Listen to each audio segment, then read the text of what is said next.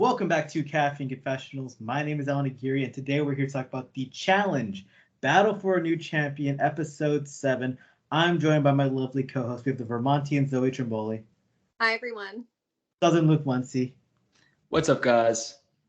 We got another mercenary in the house. We got some drama getting stirred up. We have hookups in the house, a lot going on. How y'all feeling?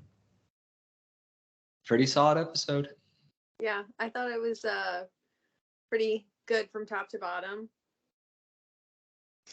The elimination itself was a little lackluster, but everything around it and kind of all the turmoil was great. Yeah, I thought it was a great episode. I think a lot of people love to hate on the challenge on social media, but it's so far so good. I agree. I mean, I was fully prepared by this point to be over it. I'm not. I'm excited whenever I get a new episode to watch. So, yeah, I'm rolling right along with it. I was mad by the overall outcome of the episode, but I agree with you guys. There was enough going on within it that it kept me engaged. I was not bored throughout this episode. Even though there wasn't actually like a lot going on within this episode, I think like there wasn't like a ton of like different storylines. We had a few strong storylines that kept me focused and engaged. Yeah, and I have to say, I think Michelle is like I don't want to say the face of this season, but like I make the thumbnails every week, and I'm like, do I put Michelle? She was in it last week. She was in it 2 weeks ago. She was in it 3 weeks ago. She's a prominent character on this season. This is like Michelle's playground. Kind of crazy to me. Yeah, between the showmance and how involved she is with so many different people this season, she has main character energy. Her and Nerys have main character energy for sure. For sure.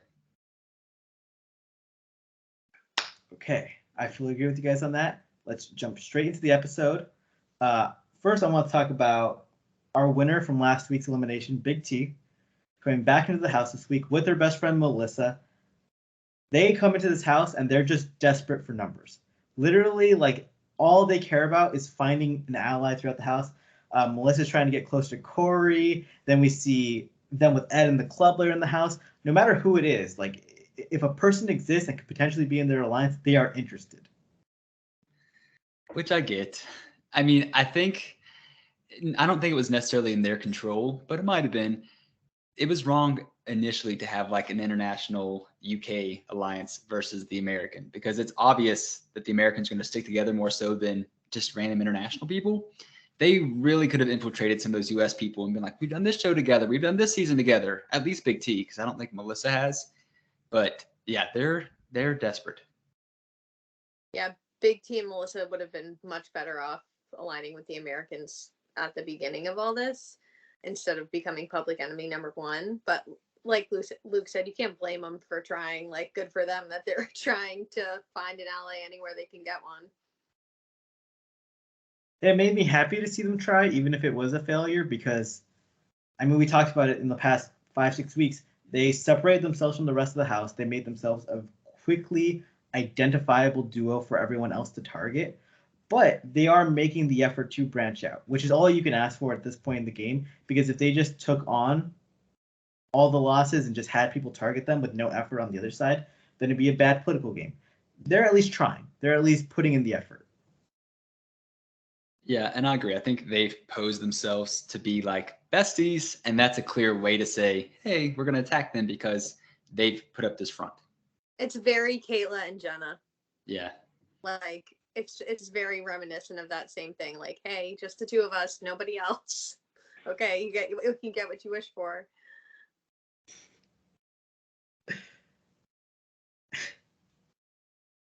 What did Kayla and Jenna share socks?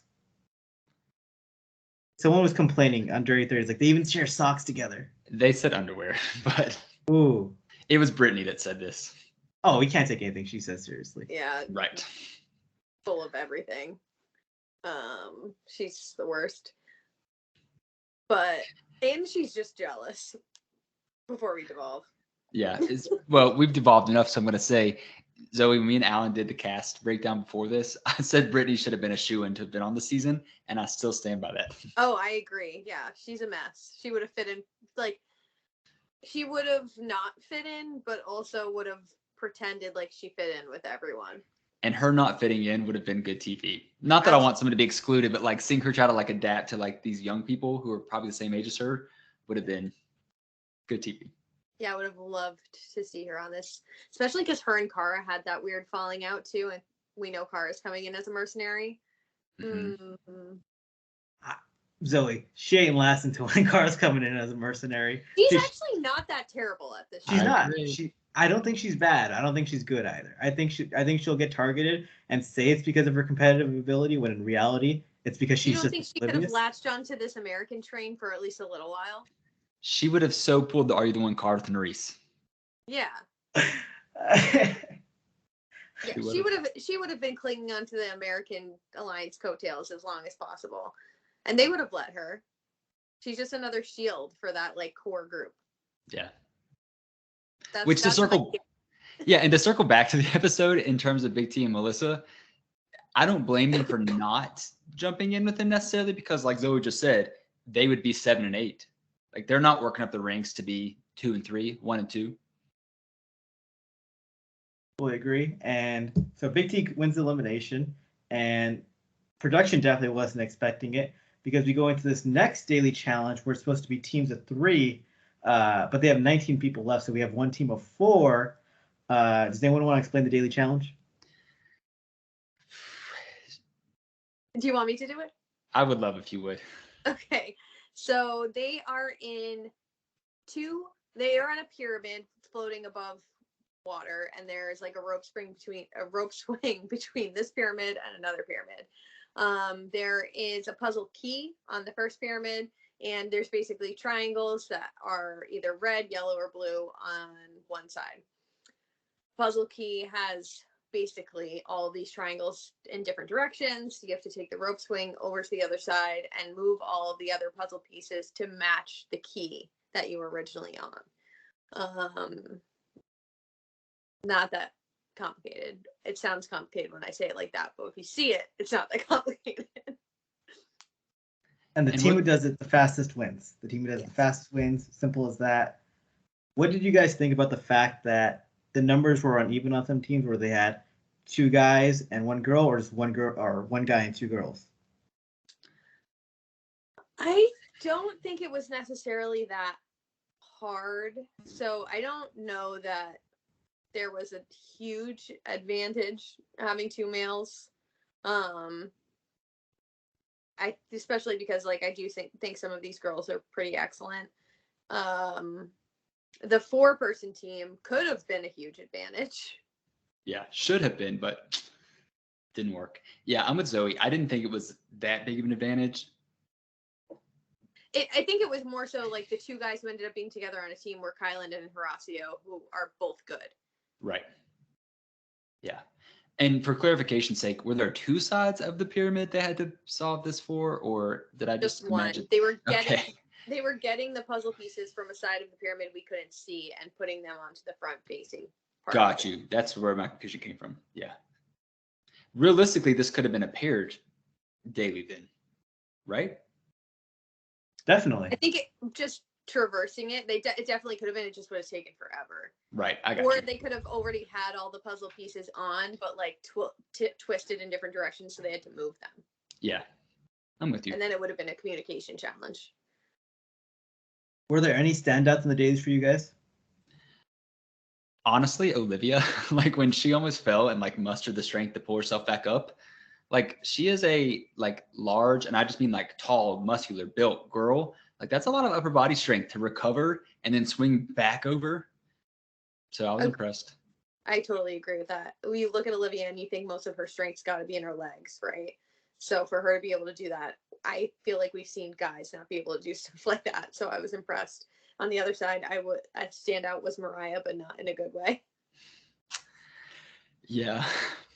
Her refusing to try that rope swing was ridiculous. I almost feel like production paid her to do it. Yeah, honestly, like she's done scarier things than that. I don't understand.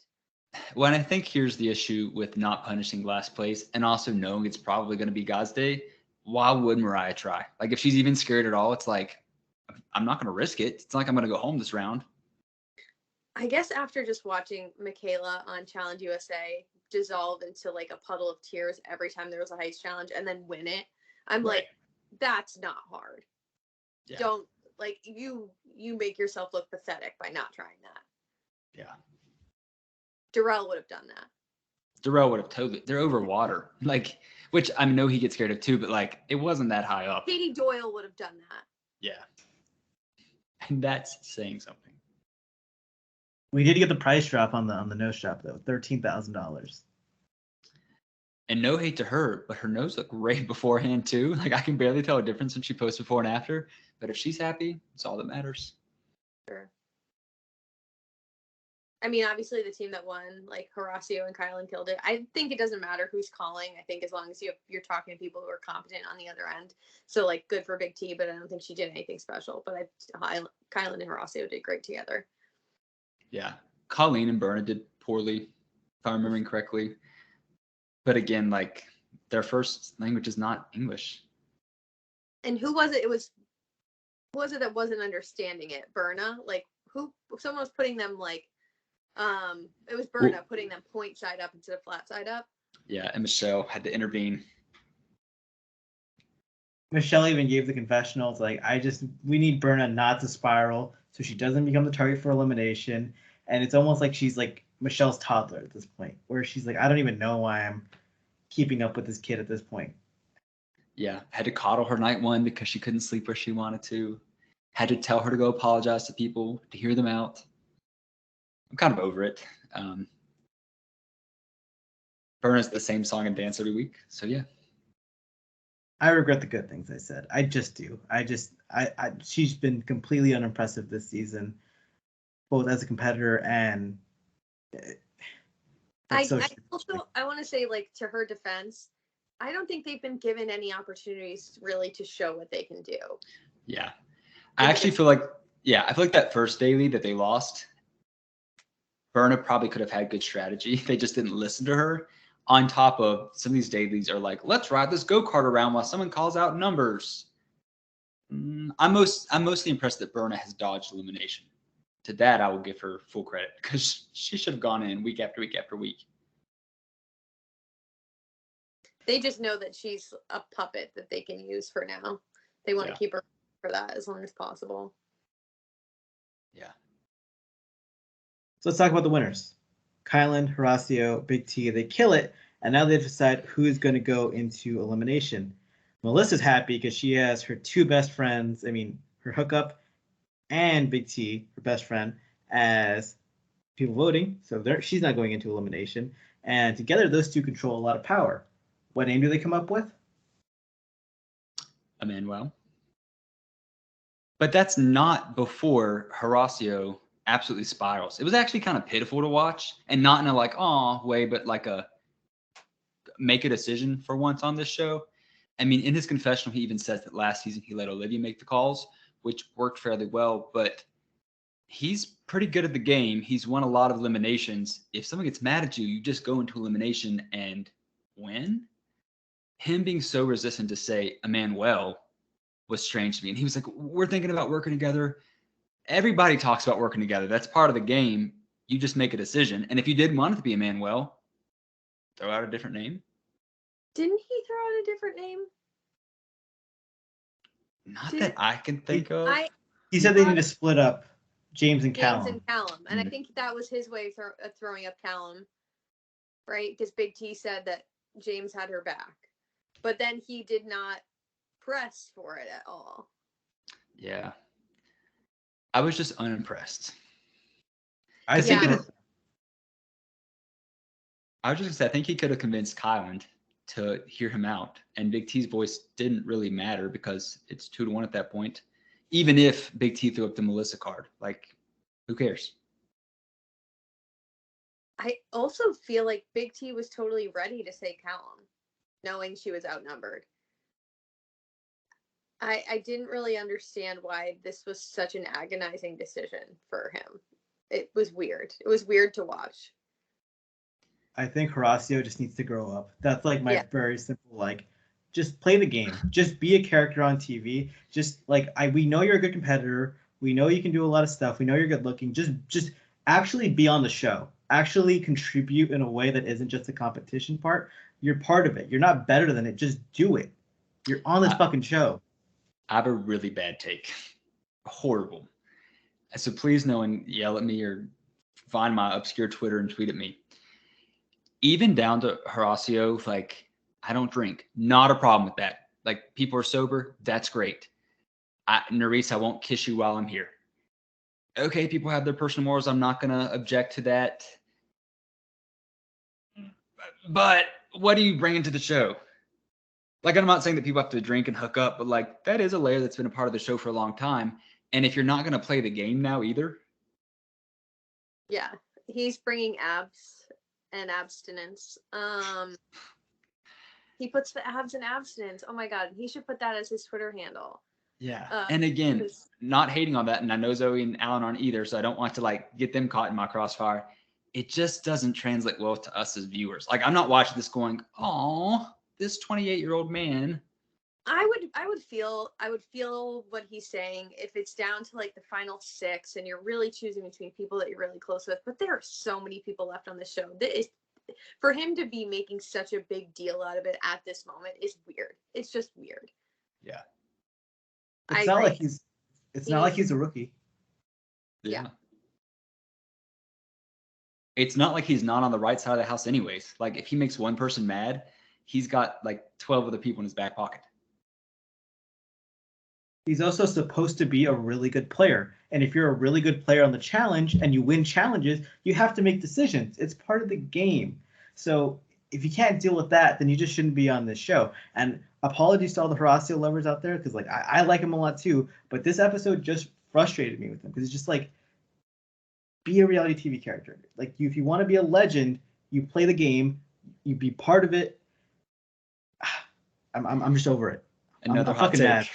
Another hot take. I like Horacio too. Like, last season, Ride or Dies, I was really rooting for him because it was a good showing. This season, I want to see that again, but whatever. I can't remember who it was, and if it was on Twitter maybe or on the episode, can't remember. But someone saying that Horacio is Nerys's puppet. It was on this episode, right? We're gonna get there. Then I'll shut up. Okay. Let's talk about it now. Let's go for it. Yeah. I think it's right. Horacio likes to take on the physical stuff, and he needs someone to tell him, hey, do this. Like, that way, even in his own head, he can say, that wasn't my decision, that was Nerys's. That was Olivia's. People might be mad at him, but he can justify by saying that was someone else's decision. And this is obviously raising concern for people in the house. Well, because if you're ever on the wrong side of Nerys, she's got 2 votes now. Yeah. And Nerys has established herself as kind of like the puppet master of what's going on in the house. She's scaring the shit out of some of these guys by how easily she's able to make things go the way she wants it to. Which really impressive. I love it. Let's talk about the scene at the bar specifically, where it's them bringing up the fact that she is the puppet master. And it's a very funny scene, in my opinion, because they're all like putting the pieces together. And then you have Jay, who's like her right-hand guy politically on this season. Like, oh shit, are you for real? Nerys is doing all of this stuff? So, and he had a confessional where he was like, I'm going to be on the lookout for that. But I'm like, is this sarcasm? Because we've had scenes the past few episodes of you in on these conversations. I think Jay's also just paranoid to not be the number one person. We saw this with Michelle, and like, he doesn't want Nerys to get credit for maybe some of his decisions, so it's rubbing him the wrong way. See, I interpreted that as he was like watching out for like Callum trying to rally against Nerys. That's how I interpret it that way, because I mean that's definitely what's beginning to happen. I did not realize that they knew each other for 5 years. I think that's on the beach too. It's been a long time. Yeah. Wild. We're so old. We are so old. I'm 19. I don't know. No, we are old, and it's fun. Yeah, I am obviously a Nerys fan, but like I said, this is Michelle's standout season plus Nerys. Like, they're really killing it as far as like screen time and like deliberations and politics and relationships and just getting that airtime. It's pretty impeccable. Yeah, they are the stars of the season. It's a bit worrying though that it's happening a little bit this early.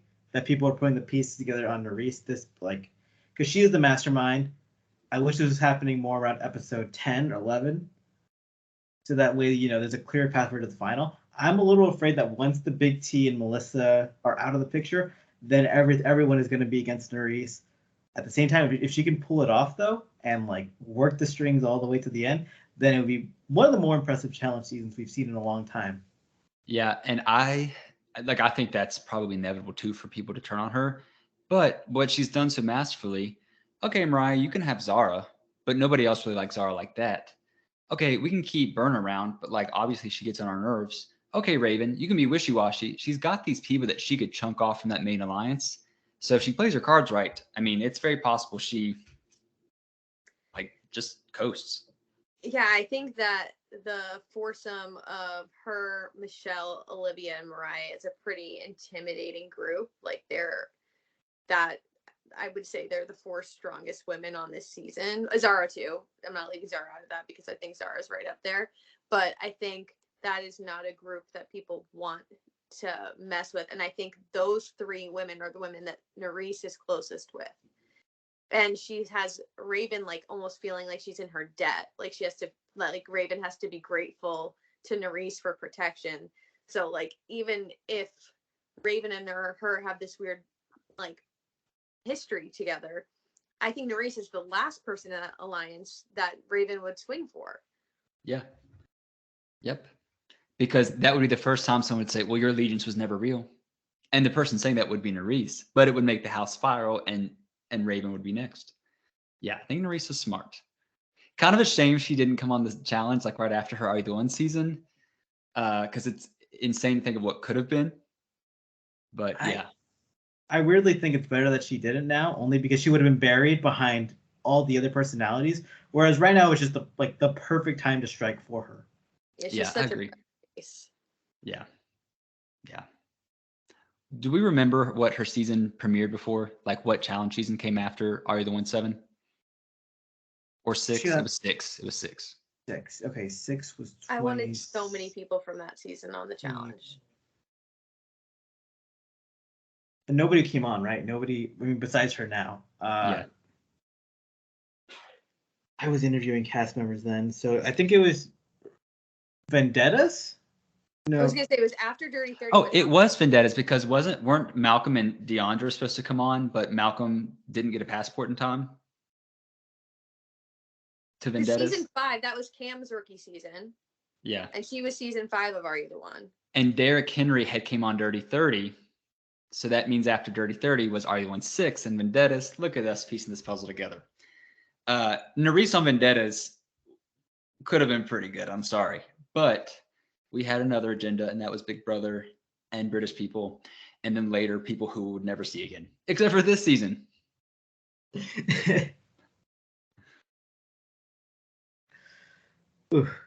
Was there any male House vote ideas going around before the deliberation, or did I just blank that out? Emmanuel would have been, but because he got nominated, I think it seemed like Corey just became public enemy number 1 overnight. Mm-hmm, yeah.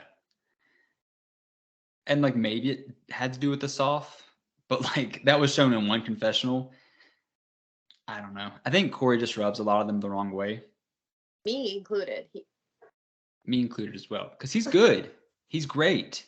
But this episode proved to me he cannot take criticism at all. He cannot have a normal conversation without absolutely spiraling on someone. It's strange behavior to view.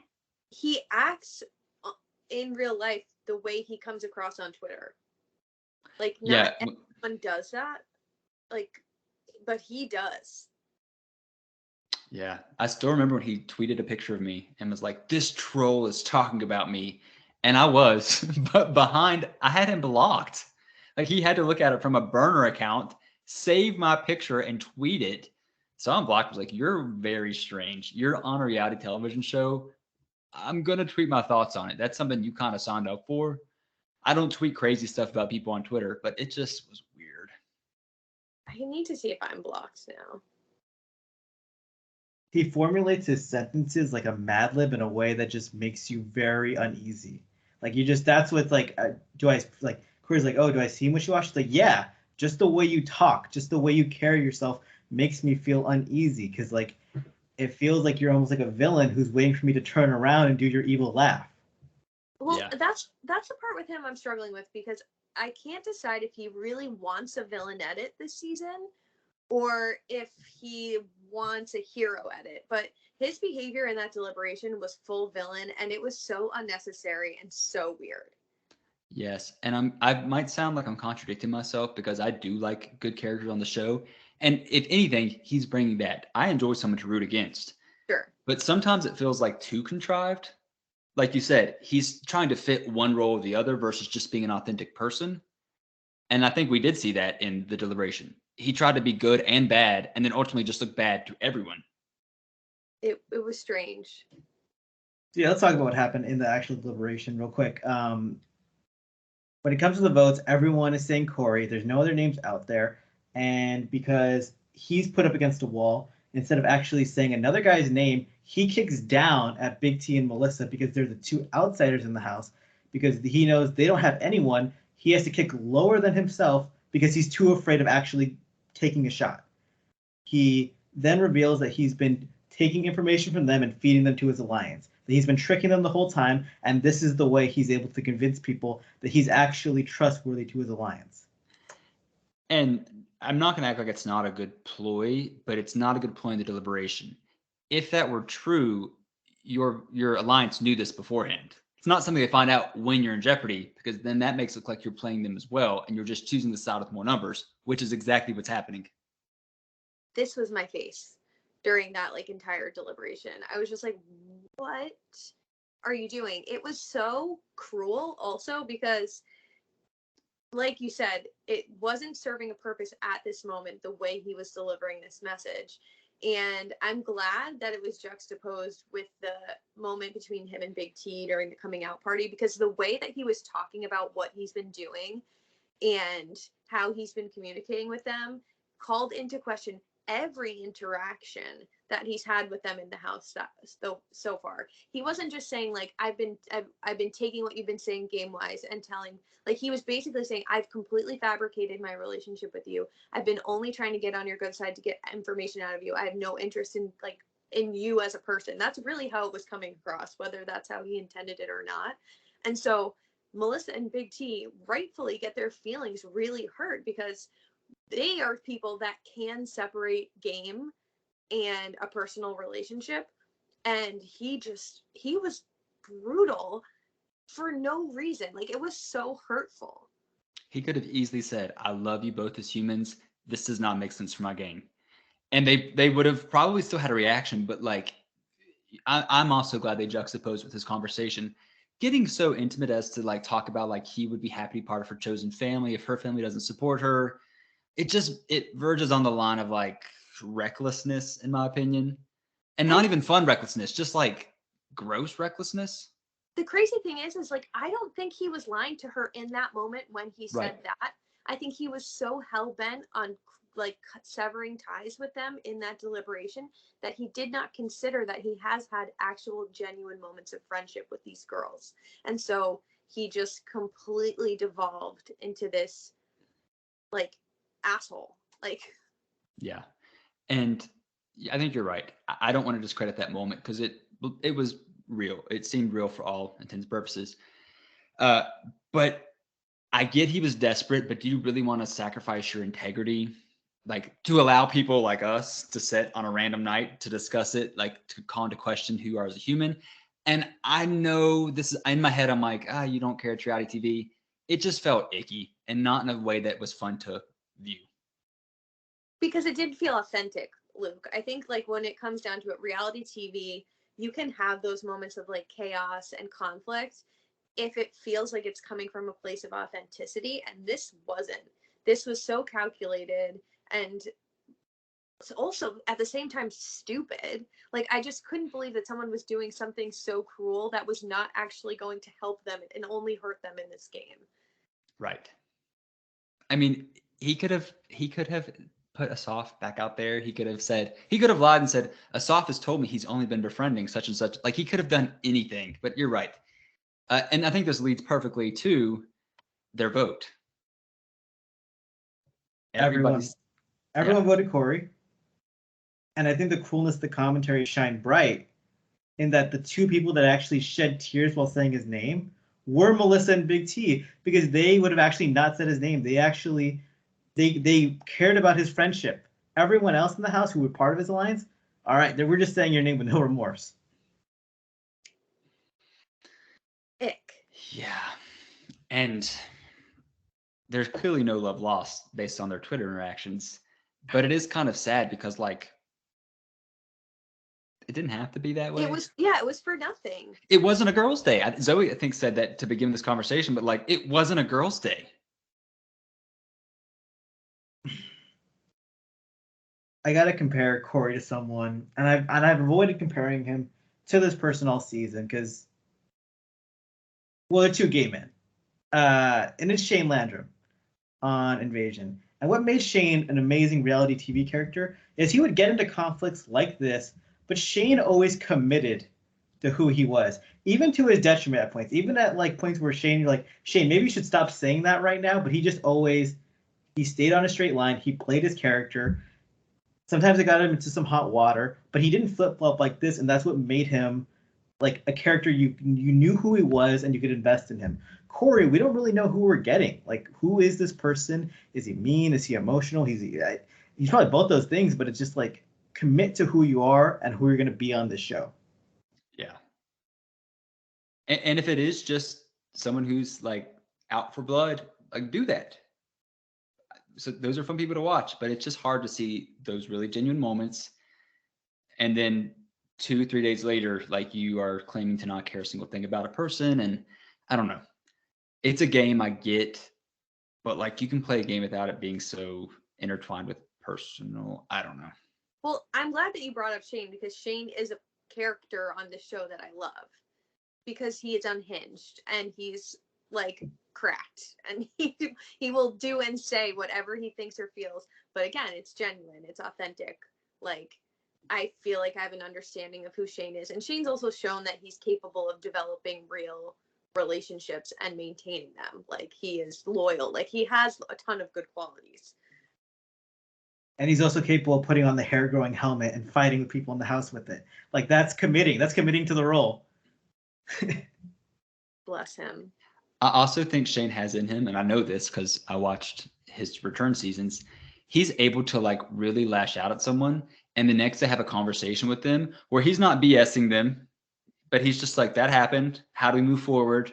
Like, I'm not going to take back what I said, but like, game's game. And I don't think Corey has that. I think for the remainder that those three will be on this show together, it's not going to be any type of conversation that's positive game wise. It's just going to fall flat, which is probably going to be the detriment to all of their games. Fully agree. Now, I do want to move on to the actual game aspect of Emmanuel versus Corey in elimination, which, if they were facing off against each other, that's an incredible elimination matchup to have, because you're either getting the biggest guy in the house out. Well, maybe James is a little bit bigger, but Corey is the biggest, most fit guy in the house. Or Emmanuel, who is a massive threat in the final, is super agile on his feet. Either way, you're getting a big threat out in the game, or you're throwing them to a mercenary. That is what you should do, like gameplay wise, with these mercenaries. You're getting a big threat who you maybe can't take out later in the game. Yeah. I agree. And I wish that would have been what happened. Yes. Oh, baby. Yeah, Emmanuel was honestly the right choice. I think that, considering where he falls in these alliances and what, like you said, what a massive threat he would be in a final, I think he is definitely someone you want to put down there against a mercenary. And we haven't seen Corey that deep into a game, but like you said, he has the potential to knock a lot of these guys out in elimination because of his size and because he's smart and because he is, like, I think he's shown that he's capable in quite a few different ways. They're the right choices. How they got down there is interesting, but they're the right choices. Yeah. And to Corey's credit too, this just hit me, but I think one reason he gets so mad is because he is really smart. Like I think he does think a lot of things through until things don't go his way. And then it's like, whoa, it's time to spiral. It's time to throw everything out the window. And if he can work on that, like he's probably going to be unstoppable. He's a perfect example potentially of like why these challengers need like books and like TV, because he spends too much time in his head. Yeah, for sure.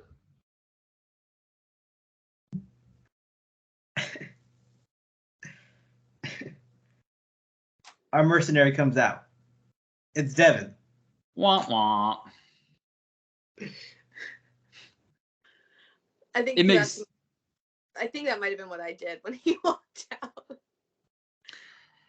it makes sense. He was the most recent champ, and I am a fan of Devin's trajectory on the challenge. If I'm being honest, like we got a new winner. If anything, it was Devin, but he's also someone whose personality and character we've seen develop.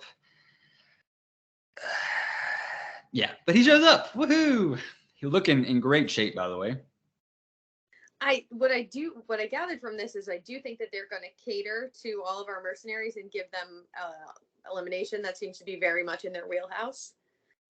Well, TJ says it's a counting whatever, and he's like, sounds fitting. It's like, yeah, because it's you, Devin. I think Devin walked in and someone literally had the confessional. Well, it's probably not going to be visible because it's Devin's in here. He comes in. He pulls the double cross. Is it Emmanuel's name? No. Is it Corey's name? No. It's free choice. It's a mace. He can pick whoever he wants for elimination. And Devin immediately says to like in confessional, "Well, I'm not going to vote in anyone I actually know." So that's boring. If he had like a negative relationship with someone, Yeah. he probably would. But I think he had very neutral relationships with everyone there. Because he even said like, I'm gonna put in who my girls like. Who do my girls want me to put in? Yeah. He laid it on. He put it on a tee for him. Yeah, I think the only men that were safe were Horacio and Jay. Yeah, and he said because the two guys who are already in the sand, he's like, that's boring. I'm not facing because they're already in trouble socially. So I didn't come in here to do something boring, which actually kudos to Devin. I do appreciate that aspect of his personality. If you're going to come in as a mercenary, come in and cause a little chaos. Yeah. Also, I forget that. I mean, I know that he exempted Emmanuel, but like him and Manuel were friends on Spas, Laws, and Allies. Forgot about that. Nobody's. Good you forgot about it. It's not a necessary. I'm willing to forget about it right now. It's not a necessary detail to have in my life. Sorry. None of the girls really. Well, the girls do speak up, and this is what bothers me a little bit. Several of them say Corey, and I get it would be boring to call Corey in, but like he then when his confessional said they didn't say a name, but they did. And Devin knew who he was going to call in. I'm going to touch on that after we talk a little bit more about this. I think Allan. This was my question. I was like, did production have to tell him the names of all these guys? Because he definitely didn't know who everyone was when he was walking out there. So Jessica said this on a podcast. Jessica, who was eliminated episode 1. Jessica Brody. We need to like. I'll throw up the picture of her literally on the podcast so people know who we're talking about. Yeah, she was posting a lot in Thailand around the time she was eliminated, stuff like that. Whether it was before or after Devin went in to be a mercenary, who knows? But they had been in contact. Devin had asked her, if I go in and can pick someone, who should I pick? And Jessica said, you should pick Callum because he orchestrated me going in. So Devin can have this confession doing all this. He literally had asked someone outside the game who was in the game, who should I choose? He knew it was going to be Callum, which makes me also think he went in there and told production, I want to choose somebody. And they said, choose the middle one. Interesting. This would be a perfect time to talk to Michelle too, because I want to know if she actually didn't give him a suggestion and she just sat there frozen. Because like you see, we get a little snippet of Mariah saying like, leave James alone. But we don't see Michelle doing that for Callum. And so I was curious. But in what you're saying there, it makes me wonder if she also told Devin about Callum and Michelle and if he found out that Callum had a girlfriend at home. If so, I think Devin would have said something, which would have put the icing on the cake. Because I really was wanting that to happen. It did not. Yeah, it would have been amazing. Because I know Michelle was pissed, but I'd be so curious, like, now if she's grateful, knowing that how everything went down and how, like, stupid he makes her look. I don't think she looks stupid. He's a dirtbag for lying. Yeah. But, like, he did her a favor unknowingly by calling Callum in there. And I want to say, too, Callum seems head over heels for Michelle. It would have been so easy for Callum that first day to call his girlfriend and be like, this isn't going to work. That would clear his name completely. But he chose to stay with her and then pursue Michelle super hard. And never tell Michelle about any of it. Right. I realized the reason we had no male like deliberation or ideas for voting is because we got a Michelle and Callum picnic date. Because they really were like so into each other. Like they were so lovey-dovey. All he had a girlfriend at home. When Michelle says something about Callum, he checks all the boxes. I was like, oh, space tattoos on your list, Michelle? Is that really something that you had on your list? Likes me. He's cute. I'll give her that. Like, he's cute. I think Michelle just really accepts people like as more than they are willing to offer her. And this is going to sound mean, but even when Devin comes out, she's like, oh my gosh, this is like one of my best friends, Devin. We talk all the time. Throwback to last season. Me and Nani are like best friends. We talk all the time.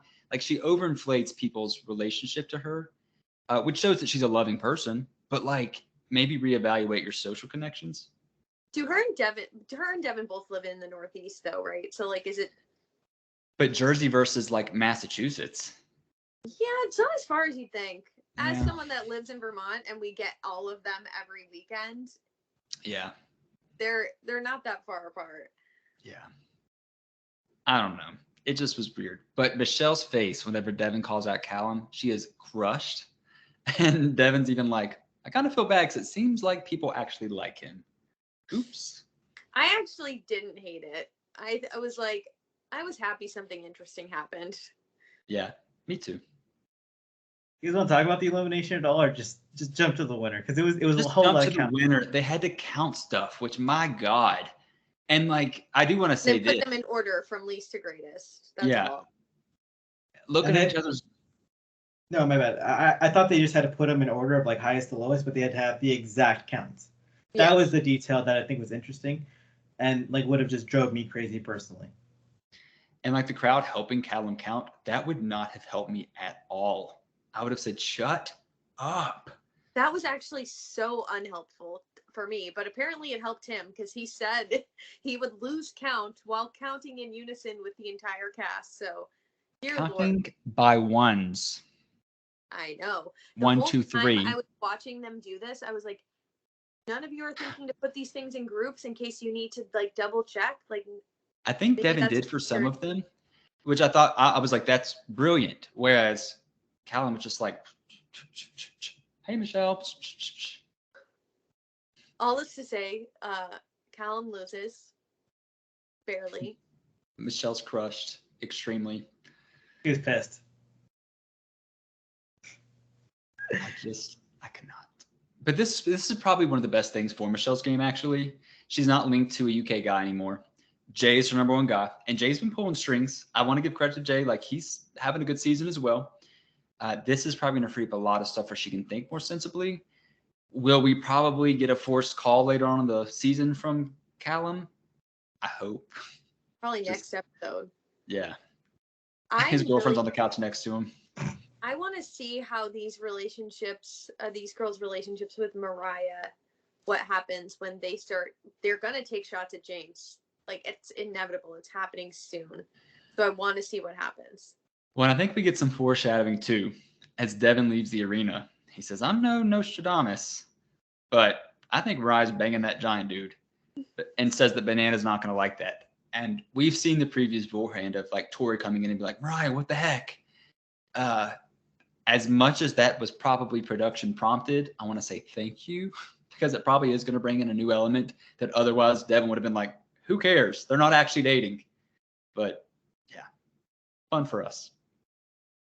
It makes me more irritated with Johnny refusing to come in as a mercenary because he's pathetic. Like, I'm not even gonna say all the thoughts that I have about the size of his ego and other things. But I just think he had an opportunity. He's becoming a storyline on this season because of what's happening. Right. And he had the opportunity to come in and, like, he could have even been douchey and laughed about it and, like, said congratulations and then come in and sent him home. But, like, his ego's too fragile for him to even attempt that in case he lost. And I've had conversations with people about this. Like, would have production, like, made him the butt of the joke and, like, let James win? And, like, I think if Johnny Banana said to production, like, I want to come in, I want to face James, and I want to beat him, production would say, okay, cool. Yeah. We're even going to arrange for you to come back to the house and talk to Mariah. Give me James in an endurance elimination. Let's go. Right. Yeah. Yeah. Where there's a math problem at the end and they give him the answer beforehand. I mean, that doesn't seem like it's out of the realm of possibility. And for him to say, which we're talking a lot about, like, stuff we've seen on Twitter, for Johnny Bananas to say, I'm not going to feed into the storyline. This is the man who claims he's a producer on the show. Like, not actually, but, like, he knows how to produce himself as a character. Wouldn't you produce? I don't know. I think a lot of these people who are mainstays are not talking about this season at all. They're not on it. I get it. But because, like, they're not going to bolster it up. So, like, for future seasons, their spots get taken, which they wouldn't be anyways. But I don't know. Just all lame to me. Wes is the only person who's, like, really hyping this season up. Wes is the only guy, but that's kind of his character. He always, like, lifts up the newer generations. Yeah, he's such a cheerleader. Yeah. There is something always amazing about when the show kind of, like, breaks the fourth wall in situations like this, where we're talking about people coming in as mercenaries, like talking about Bananas, like talking about Mariah, talking about James. It always makes you think about Tony on Dirty 30, getting the call back from home, finding out from Venmo, you know, that he hooked up with Camilla. Which is so funny. Look, we promised we. I messed up. We promised we weren't going to talk about Camilla again this week, and then here we did it. The Camilla minute is back. Listen, it happened. We can only move forward. Hey, Tony's coming back for All Stars 4 when that happens. Yeah. Next week, we get a preview of Melissa versus Raven. And there's a drink spilled all over Raven's shirt, which 1 + 1. It equals Melissa throwing a drink.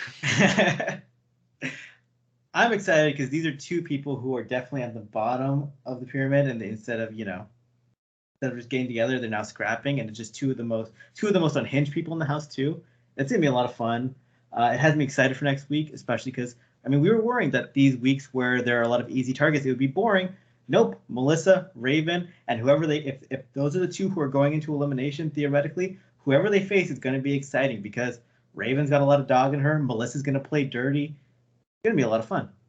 Well, yeah. And now that we have Kaz out of the way, I feel like all the female champs we have coming through some personalities are not the most exciting, but they will be great competitors. Yeah, for sure. I mean, the cast has been announced. It's either Laurel, Cara, Tori, or Casey. Like, that's a really solid squad of female competitors. Yeah, justice for Ashley Mitchell. But anyways. Any final thoughts? None for me. I think we covered it all and more. Sounds good. We're going to be in December by next podcast. So everyone, hope you all had a good November. Make sure to subscribe to us on Spotify, iTunes, YouTube, wherever you could find us. All in all, have a good day, good week, good weekend, whatever. Good night. See ya. Bye now.